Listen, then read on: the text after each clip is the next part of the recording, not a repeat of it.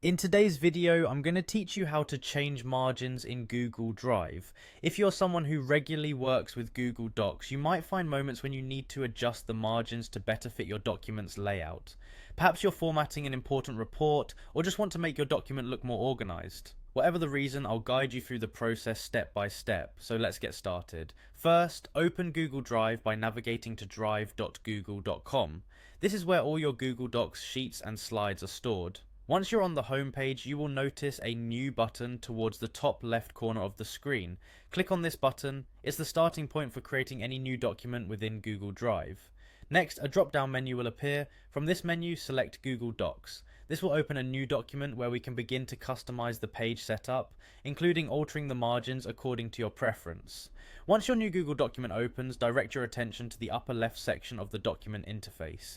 Here you'll find the File tab nestled among other options. Click on File. This tab houses essential settings and features of Google Docs you need for preparing professional documents. Within the File menu, scroll down until you see Page Setup. This is where the magic happens, allowing you to customize the overall layout of your document pages.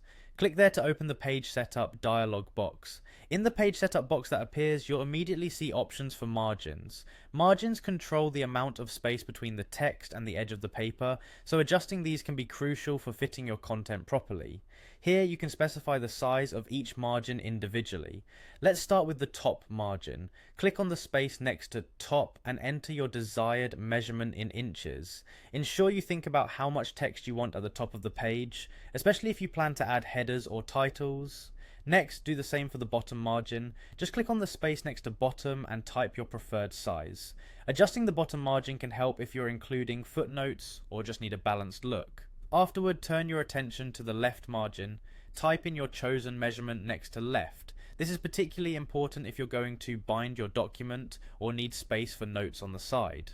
Lastly, there's the right margin. Just like the others, click the space next to right to enter the size you think is appropriate for your document to ensure balance and visual appeal.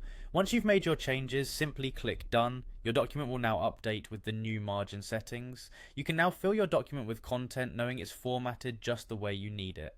And there you have it. Modifying margins in Google Drive is that straightforward. Test this out in your projects, play around with different margin sizes to see what works best for you. Thanks for watching, and I hope you found this tutorial helpful. If you did, don't forget to subscribe for more tips and tricks.